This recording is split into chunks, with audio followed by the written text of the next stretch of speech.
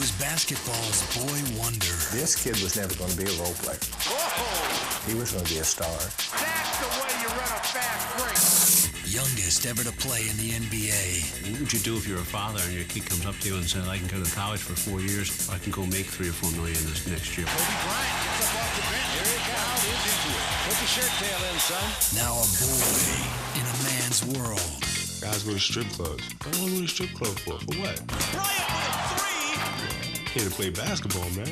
A loner who kept his private life secret. He enjoys his privacy, and his privacy vanishes as soon as he steps out of his room. The high school kid from Italy who tried to take on the entire league all by himself. There were times when I just would shake my head. You know, this kid needs to calm his game down. He needs to learn how to use everybody else.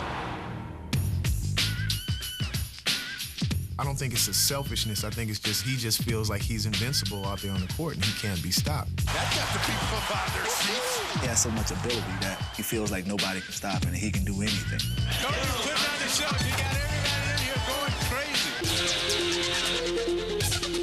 Finally, they brought in a guy who knew how to win. He took shots with guys hanging on him with teammates wide open. So I had to question his vision. Does he see? Does he know these guys were open? And the boy wonder began to grow up. That's a beautiful 17-foot jumper. A nice shot. Some play by Kobe. And I could just see it in his face. Look, I just want to win. I just want to win. He might be the best total player in the game. This is Kobe Bryant. I'm not sure I've ever seen that move before. Beyond the glory. Absolutely outstanding. Unbelievable. I concluded that he's done on baseball. Do you have anything to say to your fans?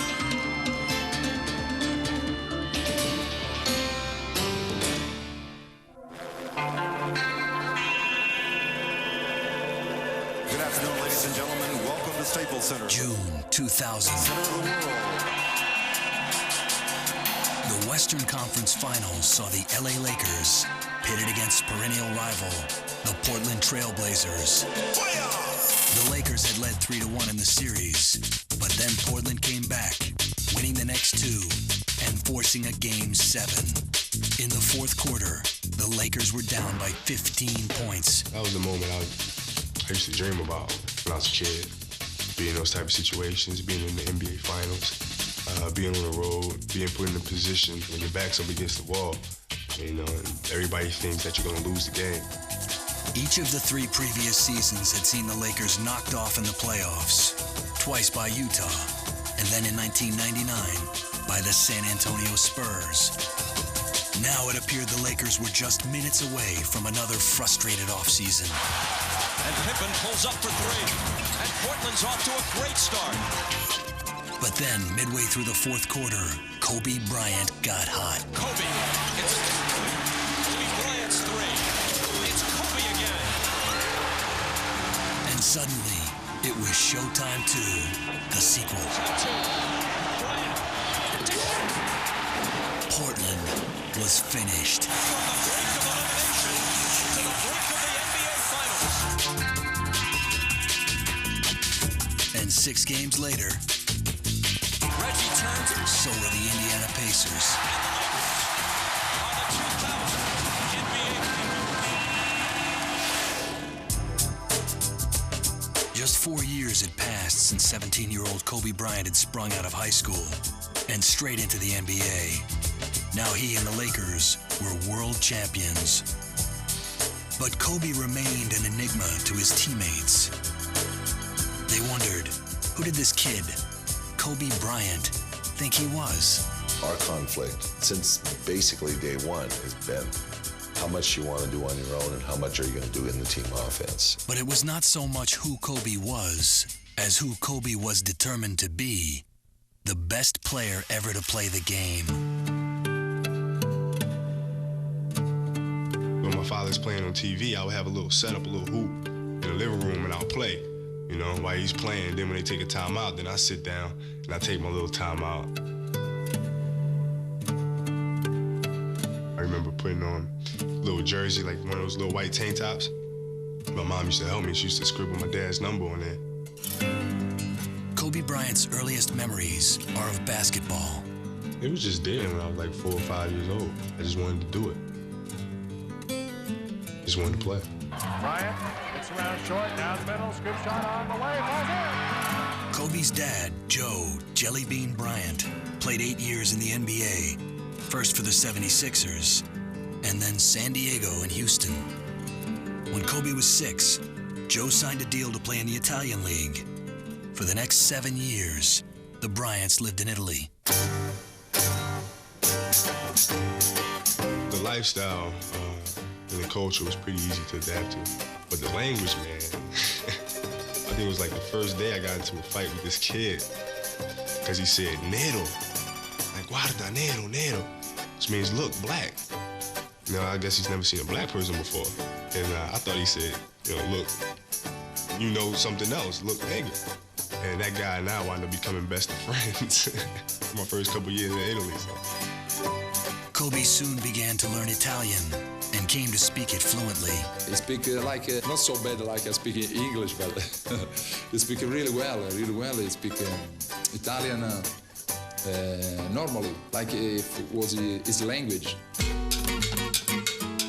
When Kobe was 7, he got his first leather basketball. It became his constant companion. He even slept with it. But finding a game was tough, unless the game was soccer. 13 guys would show up and come down to the court ready to play soccer because they would have the soccer post right underneath the basket. So I would just stay there and play. Then when they finished, I started playing basketball again. Joe and Kobe kept tabs on their favorite NBA teams by watching videotapes. Kobe studied these by the hour, trying to memorize the moves of his favorite players. Magic, he was the top one. When Michael was coming up, I didn't like him too much, because I was a Magic fan. Kobe hung out with Joe's Italian League teams. It was like a correspondence school in basketball. Every time the players stopped their training, Kobe would immediately jump on the basketball court. He would get the ball that he always had in his hands and would start shooting. At the end of every game here in Pistoia, I remember that Kobe, going on court, would steal the ball from the last player that had it in his hands, because he wanted to practice his shots.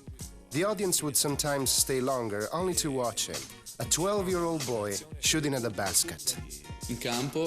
On the basketball court, his personality was very strong. For example, he rarely passed the ball to the other players, but he usually made the basket, so he had a good reason not to give the ball away. In 1991, Joe Bryant retired from basketball and brought his family home to Philadelphia. That November, while scanning the sports section, Kobe was surprised to see Magic missing from the Laker lineup. The next morning, my mother comes in and tells me he's HIV positive. I was like, dang, what does that mean? Can he play? Is he gonna be all right? And so she had to explain everything to me. And that broke my heart. Because of the HIV virus that I have attained, I will have to retire from the Lakers. Magic's retirement spelled the end for Lakers Showtime. It would be 9 years before a kid from Italy would help bring it back.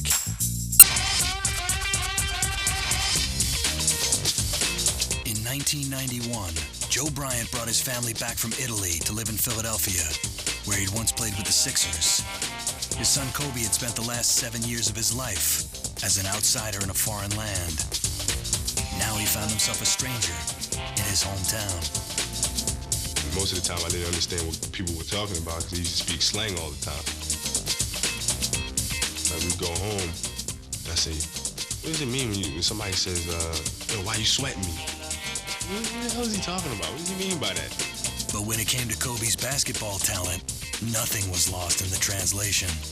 Basketball is universal. No matter what you spoke, if you can go out there and play, it just didn't matter. You was going to fit in no matter what. There was a big buzz in the town about a 13-year-old who was playing at our middle school. And after 5 minutes, I turned to my assistant coaches and said, this kid's a pro. Philadelphia is a big basketball city. And there were a bunch of guys my age who already had an established reputation of being the top players. So I had to come in and prove myself to them. Given Kobe's game, he had no trouble proving himself. But making friends was another story. He was popular from afar and likable, but he's very guarded. He's very careful with who he lets in. He played ball. The ball was his best friend. Weekend nights when he was younger, he didn't go to parties or hang out. He played ball. He'd be like a senior in high school playing at a middle school. Nobody could touch him. Nobody could stop him. In the fall of 1992, Kobe started at Lower Merion High School. He was 6'2" and the finest prospect his coaches had ever seen. We heard there was a former ball player's son coming in. Supposedly he was a pretty decent, flashy player. And there was this tall, skinny kid, around 6'4", 87 pounds, it seemed. He was wearing his father's Italian uniform, stuff with Le Coq Sportif on his shirt and whatnot. And it was awkward, but as soon as he stepped on the court, you knew what he was all about.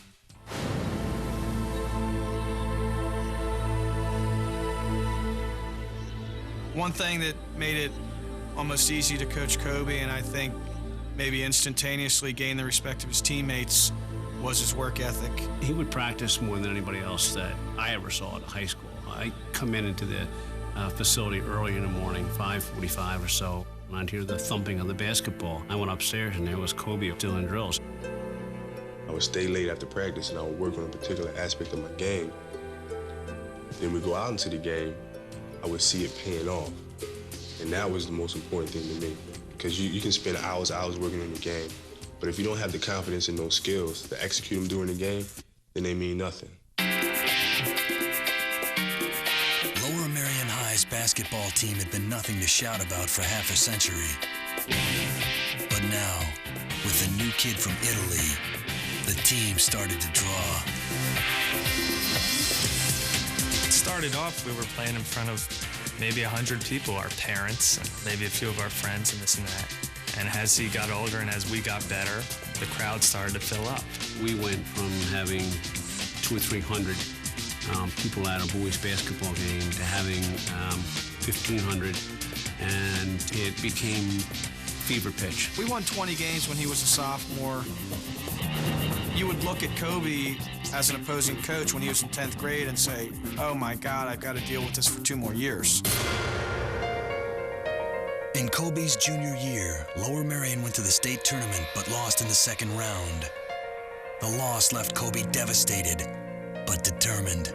One thing I'll never forget Kobe saying was, I'm not allowing this to happen again. So it's almost comical to hear him say this. So we were kind of just like, Kobe, relax, it's not your fault, all that. But he took it personally and said that he'd win the title the next year. The next year, Kobe kept his promise. Lower Merion went all the way, winning the Pennsylvania State Championship for the first time in 53 years. Kobe was named All-American High School Player of the Year. That spring, Kobe, by now a celebrity himself, escorted the pop singer Brandy to his high school prom. Well, I just bumped into her. I didn't have a date for the prom. So I just asked her to go. One of Kobe's classmates was the daughter of John Lucas, then coach of the Philadelphia 76ers. Lucas had seen Kobe play and invited him to work out with the Sixers during the offseason.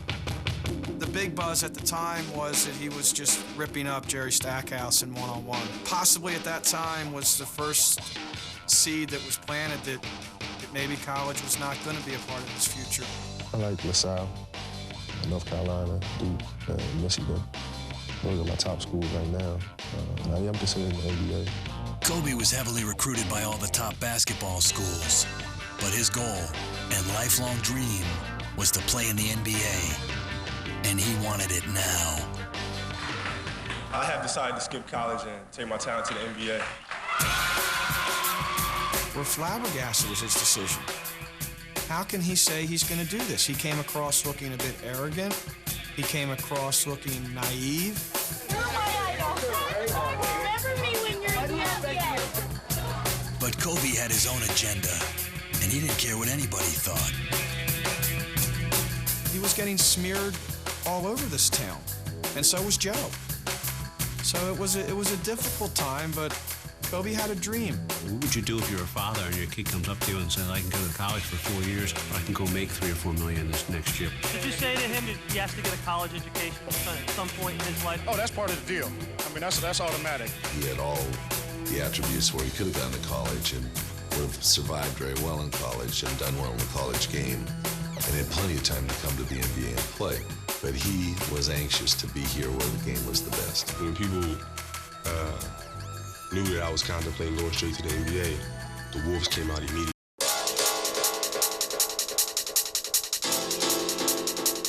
I have decided to skip college and take my talent to the NBA.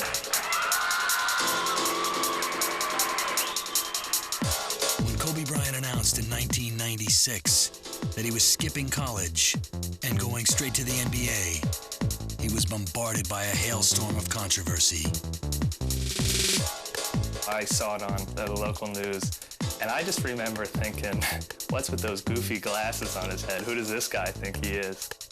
It was pretty wacky to think that here's some kid you went to high school with who's going to the pros. It was all over the place. It was in the newspapers, it was on radio talk shows.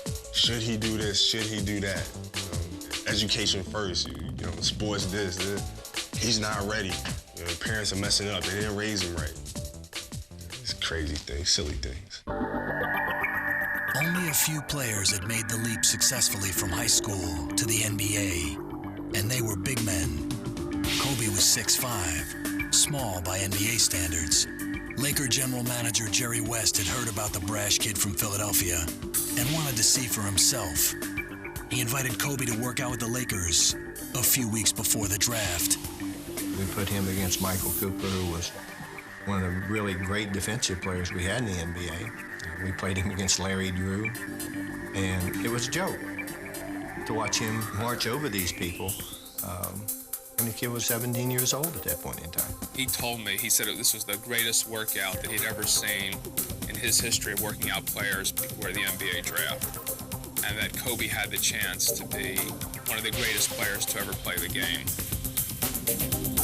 I thought it was an absolute easy decision to try to do anything we could to get him.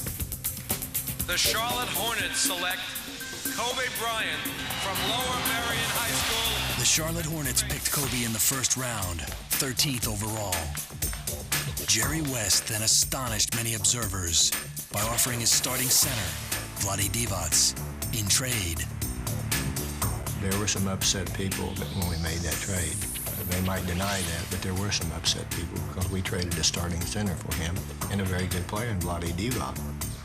But I've always felt that the things that set teams apart is risk-taking.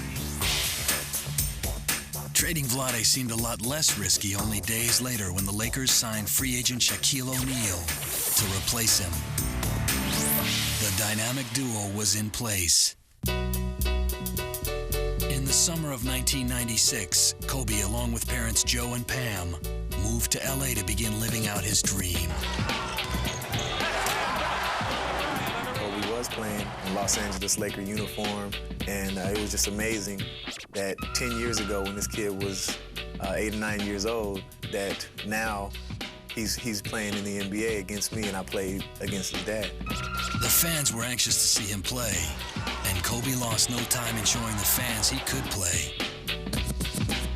In the rookie All-Star game, he led all scoring with 31 points.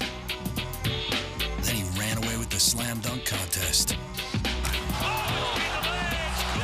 But despite these heroics, Laker coach Del Harris wanted to break Kobe in slowly. He viewed me as being a young kid, which I was.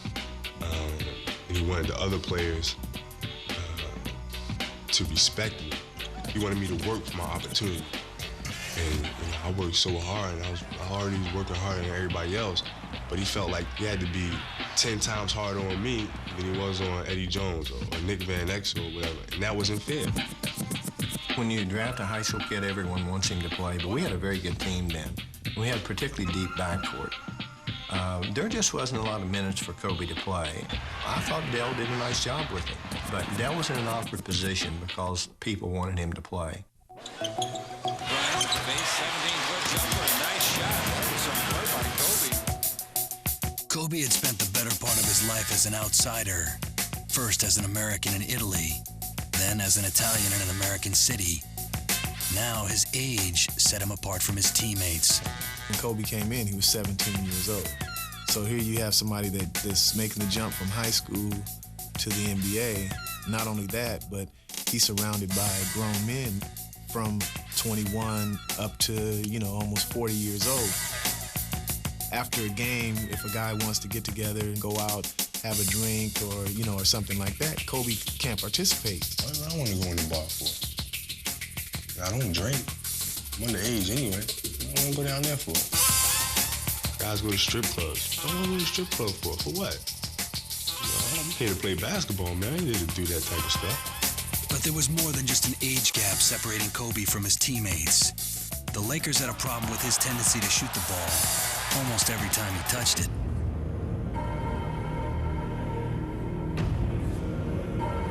There were times when I just would shake my head. This kid needs to calm his game down. He needs to learn how to use everybody else. And once he does that, the sky's the limit. By the time the 1997 playoffs arrived, Laker coach Del Harris was frustrated with his 18-year-old star. Yet in overtime against the Jazz, with the season on the line, he let Kobe have the ball. Kobe to the right corner, jump on over Hornby. That's way short. As players, I think we all questioned, not because it was Kobe, but because it was a young rookie. Even though he had all the ability in the world, you're playing on the team with Shaquille O'Neal, you're playing on the team with Eddie Jones, you're playing on the team with Nick Van Exel. Bryant for the tie. Kobe threw up 3 air balls down the stretch. Utah won by 4. Another air ball. That was a tough position, I think, for Dale to put Kobe in.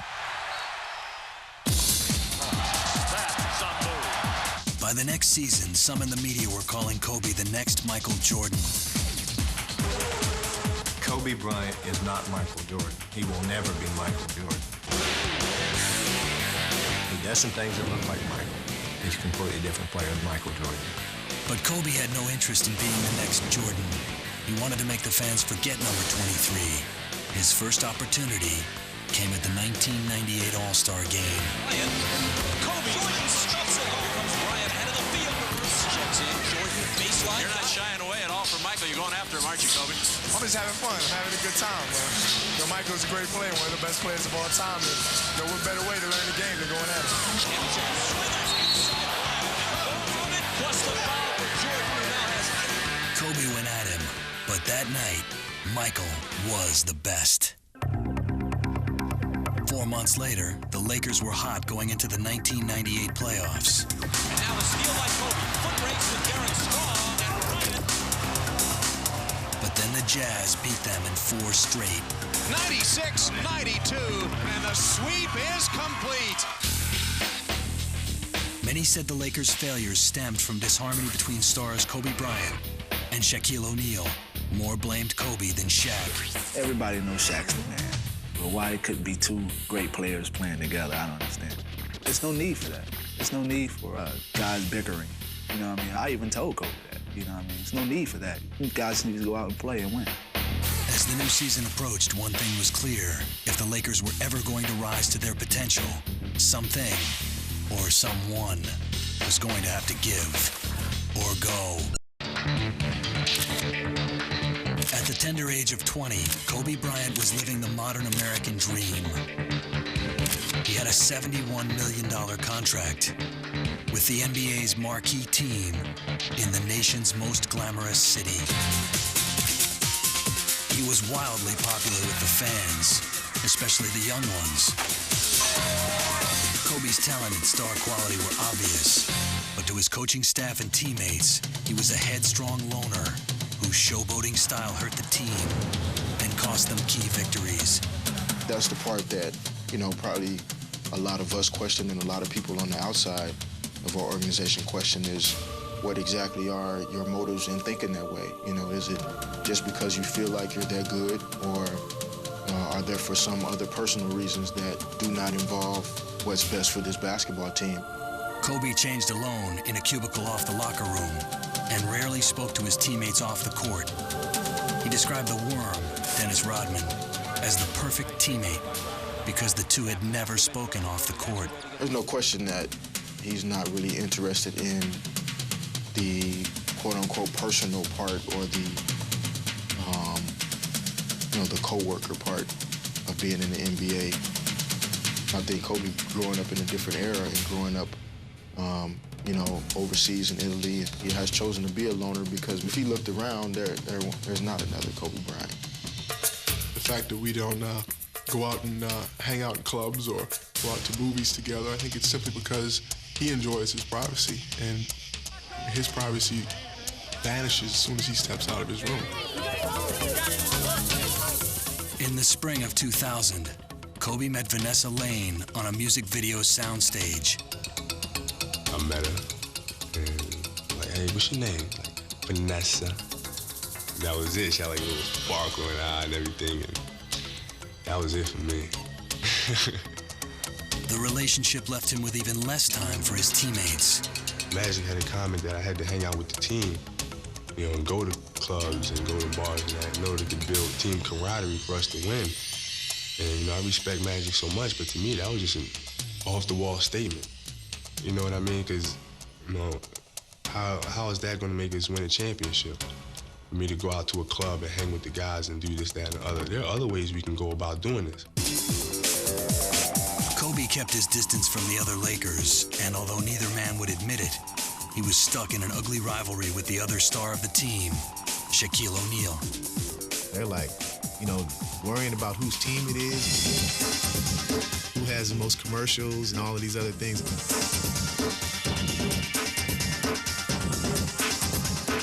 They have their egos, and they both want to be the top dog. They also want to be the main focus of the offense. They also want to be the main focus of all the media attention that's out there.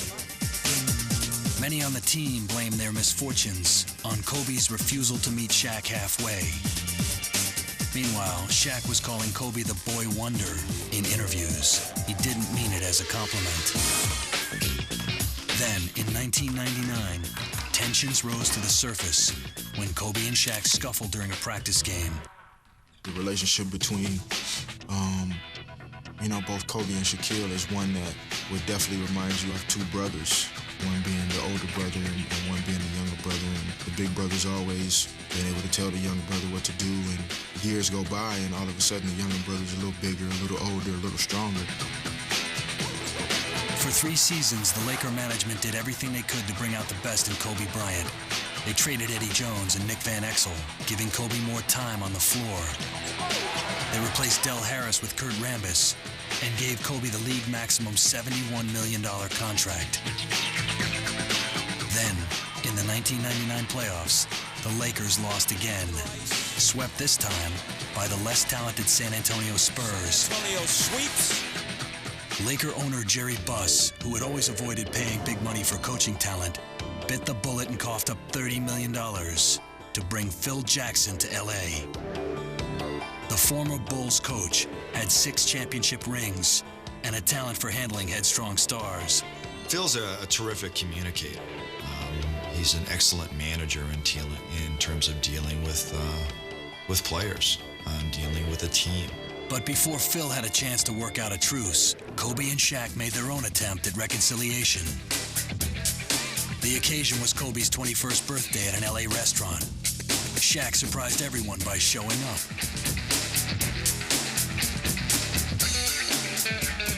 Phil Jackson's most immediate challenge was how to reel in his young guard. I was like totally aghast at some points that he overran his teammates. He chased the ball on offense to get to the basketball. He took shots with guys hanging on with teammates wide open. Phil worked to convince Kobe that the team's best route to winning was through Shaq. That it was all right to pass the ball because he'd get it back. This message was not new. Kobe had heard it countless times from Jerry West, Magic Johnson, Del Harris, and Kurt Rambis. But it took Phil Jackson to finally get through to him. The reason why I had genuine respect for Phil, because I could tell right off the bat that he was serious about the game and that he loved the game. I think that Phil Jackson has been great for Kobe Bryant. He's stern, but yet he'll give him a little bit of rope. But when he makes mistakes that are costly and makes mistakes that are where he's trying to do too much, Phil will remind him, and he'll also take him out of the game. The team just really came together. It was just a culmination of so many different things, and it was exciting. Phil coming in and all of the ingredients that he brought to institute tremendous team play. Once they figured it out, everything fell into place.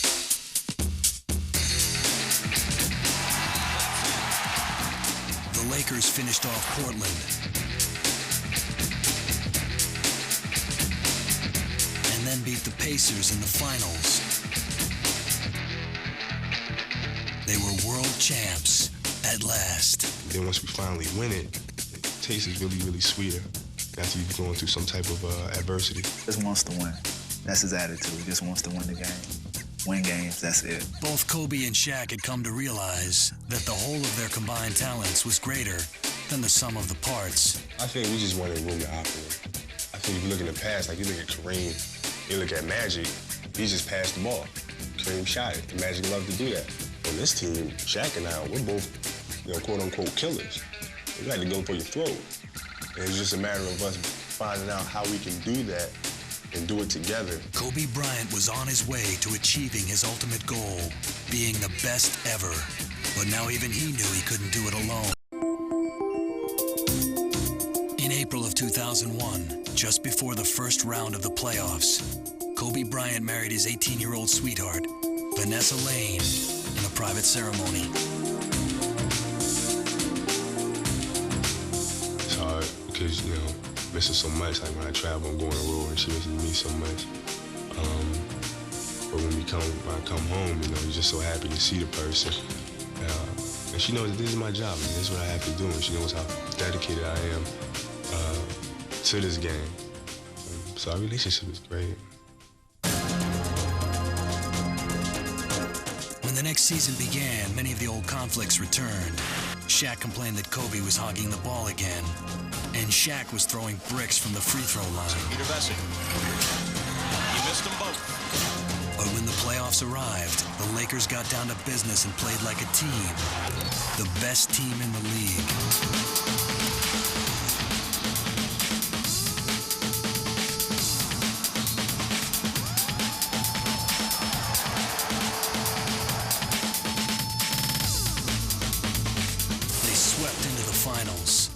Blew away Allen Iverson and the Sixers to defend their title. Kobe came back from an ankle injury and stepped up, making the big shots. But Shaq got the MVP award. Kobe, if it wasn't for Shaquille, could definitely have been in the MVP run. The finals, I think, proved that, he'll go down in history as one of the top 2, 3, 4, 5 players to ever play this game. From the Los Angeles Lakers. Then, in February 2002, the prodigal son returned home to Philadelphia for the NBA All-Star Game. They weren't glad to see him. They booed Kobe Bryant. Kobe scored 31 points, was named MVP, but it was a painful reminder that to the Philly fans, Kobe was no hometown hero. He had left too quickly and too often. In their eyes, he would always be a stranger, but maybe Kobe the loner liked it that way. It had taken Kobe Bryant 4 years to mature to the level where he could help the Lakers win the NBA championship. Some thought those 4 years might have been better spent in college, away from the NBA spotlight. Kobe transgressed one of the things I think that's really a mistake. College is our farm system, basically, in the NBA. And I think that it's important that players go to that process, learn how to succeed in a peer group setting that's mostly their own age group.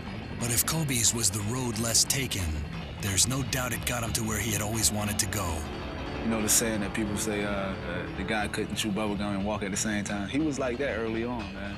He worked his butt off, man. Get to the point where he is now is incredible. At the age of 23, he was already a 5-year NBA veteran. He'd helped lead his team to 2 world championships and was heading for a 3rd. Still, Kobe Bryant remained a work in progress. No one among us expected that he would become the #1 American basketball player.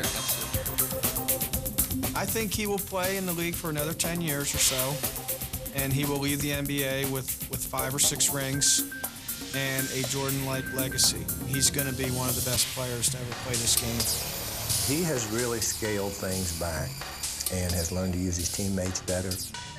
There's a tremendous room for improvement in him. He's going to be better than what he is today, and that's pretty scary. He was a team player now, but Kobe Bryant continued to go his own way. I constantly tell people, man, if you have a dream and you want to achieve something, don't let anybody tell you you can't achieve that. Because you can be whatever you want to be. You can strive for whatever you want to strive for. Don't let anybody tear you down.